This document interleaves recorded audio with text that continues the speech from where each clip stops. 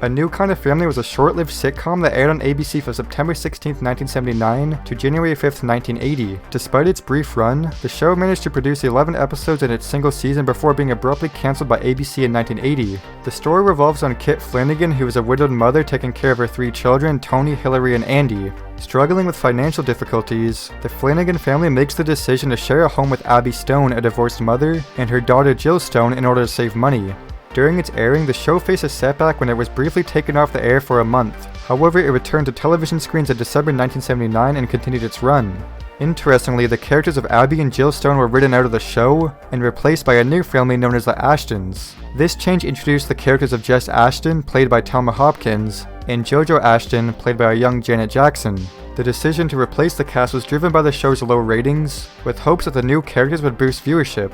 Unfortunately, the ratings did not improve, and ABC made the decision to cancel the series in January 1980 after only 11 episodes had aired. The show also never received a home media release. It is possible that the show was recorded on videotapes during its initial broadcast, as that was common at the time. However, no full episodes of the series have resurfaced online. The only available material is the opening credits from the show's first 6 episodes.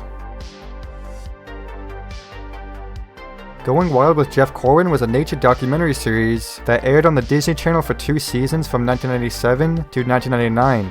In this series, Jeff Corwin embarks on thrilling journeys to exotic locations around the globe. His adventures took him to places such as South Africa, Canada, various states, and the Hawaiian Islands. Each episode follows Jeff as he searches for the feature creature, while also providing viewers with up-close encounters and other fascinating animals. To help him in his quest, Jeff carefully observes and explains creature clues that lead him to the sought-after creature. Additionally, some episodes showcase Jeff's explorations of ancient ruins and caves, adding an extra layer of excitement to the show. Despite its popularity, the show never received a DVD release. However, it did have a limited VHS release in 1998 and 2002. Although few in number, there are partially available episodes of the series online, although they are typically in Latin Spanish. Additionally, promotional materials and clips can be found circulating on the internet. Notably, on September 19, 2018, a YouTuber named Analog Memories uploaded 2 promos of the show. But overall, as of this recording, all the footage that we have of the show is some promos and some segments of the episodes. Small Shots was a short-lived American comedy reality show that aired on the National Network from August 2001 to March 2003. The show, created by filmmakers Chris Cox and Matt Sloan, consisted of 13 episodes across 2 seasons. The premise of the show involved Cox and Sloan traveling to different small suburban towns in the United States, where they cast locals through auditions or street recruitment. They then created parodies of classic and well-known movies. Some of the episodes' titles included Silence of the Yams, The Amish Matrix, and The Jurassic Dog Park. The first season premiered on August 22, 2001, with a debut episode titled Silence of the Yams. It then concluded on October 28, 2001, with the last episode titled The 2 Commandments, totaling 9 episodes altogether. The second season of the series began on July 3, 2002, with the episode Manic Depressive Superman, and ended on March 14, 2003, with the episode Teen Kong. This season overall only consisted of 4 episodes. Despite its initial airing on TNN, Small Shots quickly faded from public memory and has not received an official physical release. As of this recording, no episodes from either season are available online, and there aren't many photos of the series either. However, a promotional video and an introduction for the show have resurfaced and can be watched on various video sharing platforms, serving as the only existing footage of the show. From 1958 to 1972, the BBC produced an annual television program called Christmas Night with the Stars. This variety show is broadcast on the evening of December 25th each year. Its purpose was to celebrate the Christmas season, and featured performances by popular British musicians at the time. Additionally, the program showcased specially produced Christmas-themed short episodes of well-known BBC shows. During its prime, Christmas Night with the Stars enjoyed immense popularity, producing a total of 12 editions between 1958 and 1972. In 2005, UK TV network Channel 4 ranked the program as the 24th greatest Christmas moment in television history. Rival network ITV created their own annual Christmas variety show called All-Star Comedy Carnival, which ran from 1969 to 1973. Despite the show's popularity and status as a beloved UK Christmas tradition for over a decade, Christmas Night with the Stars fell victim to the BBC's notorious practice of tape wiping, which also affected other beloved BBC programs like Doctor Who and Dad's Army. As a result, only the complete editions from 1958, 1964, and 1972 of the program are available for viewing. However, audio segments from the 1967, 1968, and 1970 editions have been preserved. It's known that the British Film Institute holds a complete copy of the Dad's Army segment from the 1969 program, but it has not been made publicly viewable. Unfortunately, the editions from 1959, 1960, 1962, 1963, and 1971 are entirely lost, with no known surviving archives. Mouseterpiece Theater was a compilation series that was broadcast on the Disney Channel. The show featured a collection of classic theatrical Disney short cartoons merged with segments hosted by the esteemed George Plimpton. As the host, Plimpton provided insightful commentary and background information before and after each cartoon. The cartoons showcased in Mouseterpiece Theater are said to have undergone censorship, possibly to ensure appropriateness for the audience from its launch on April 18, 1983 to a period in 1990. Each episode spanned 30 minutes and a total of 60 episodes were produced during its initial run. Interestingly, the episodes did not appear to have individual titles, as evidenced by the lack of such information even in the officially licensed Disney Channel magazine. Instead, the episodes were primarily identified by the featured short cartoons contained within. As of this recording, only 2 episodes are available, and there are no known home media releases. In January 2007, HBO made an announcement about the development of a show called A Little Inappropriate by Larry Charles featuring musician Kanye West. The show aimed to depict a day in the artist's busy life, drawing inspiration from his real experiences. However, the project was put on hold indefinitely in 2008. Although a pilot was filmed, it was never officially released, and only a few minutes of footage have surfaced online following an unofficial screening in 2013.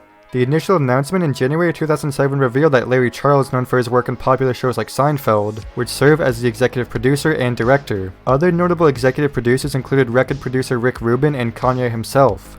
Kanye had discussions with NBC about creating a TV series, but nothing materialized until HBO connected him with Charles. HBO allocated $400,000 to Larry Charles for shooting the pilot over 5 days.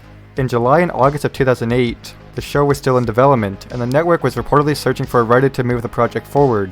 However, in September that year, Charles expressed his belief in an interview that the show had been shelved due to being deemed too hardcore for HBO. An HBO representative at the time was also unaware of the project's status, and no further updates were provided.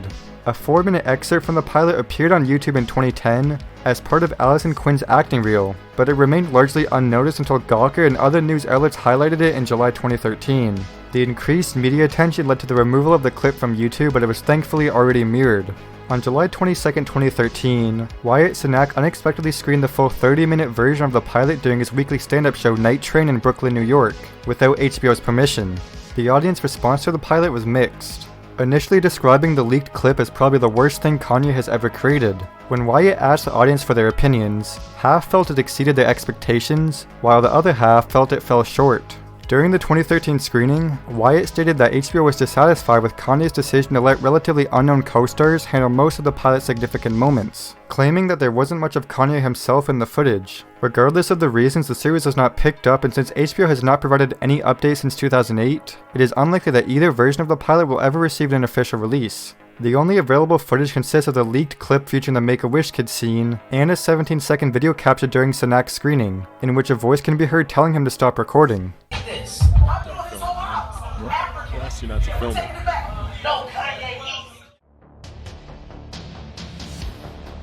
The TNT Show was a comedy sketch show consisting of 12 parts that aired on Channel 4 in 2009, primarily during late evening time slots. The series centered around jokes related to the week's news stories, accompanied by relevant sketches. It was hosted by comedians Jack Whitehall and Holly Wash and served as the second season of Tonightly. The first episode of the TNT Show premiered on June 11, 2009, offering a range of sketches throughout its broadcast. The show included several recurring segments such as Jack Whitehall Investigates, where Whitehall conducted interviews with guests who were actually actors, fooling the audience into believing it was a genuine discussion show. The June 25, 2009 episode stirred controversy when Channel 4 abruptly took it off air due to a segment in which Whitehall interviewed a Michael Jackson impersonator. This was during the time where there were spread rumors about Michael Jackson's death. As a result, the show faced cancellation after its first season. While episodes of the TNT Show were originally accessible on Channel 4's on-demand service 4OD, they are currently unavailable on the modern website. This is likely due to the show's limited success beyond achieving a cult following. However, only a few segments of the show have been uploaded to YouTube by the YouTube comedy network channel Dead Parrot. During the initial release of Disney's film The Black Cauldron to a test audience, certain sequences received negative reactions due to their graphic nature despite the film's intended older audience. When Jeffrey Katzenberg became involved, he made the decision to cut and reanimate parts of the film. despite it being in the late stages of production. Approximately 12 minutes of footage were reportedly removed from the movie, and remnants of these deleted scenes can be observed in the final film. Some scenes display a decrease in animation quality, while others show random jump cuts. Among the most notable cuts were scenes depicting the Horned King's undead army, and the Cauldron-born attacking and killing his henchmen. These scenes portrayed graphic imagery, including the dissolving of bodies with bubbling and melting skin. Another scene that was removed involved a man's throat being slashed with a sword. During an online auction, several production cells featuring the melting men were bought.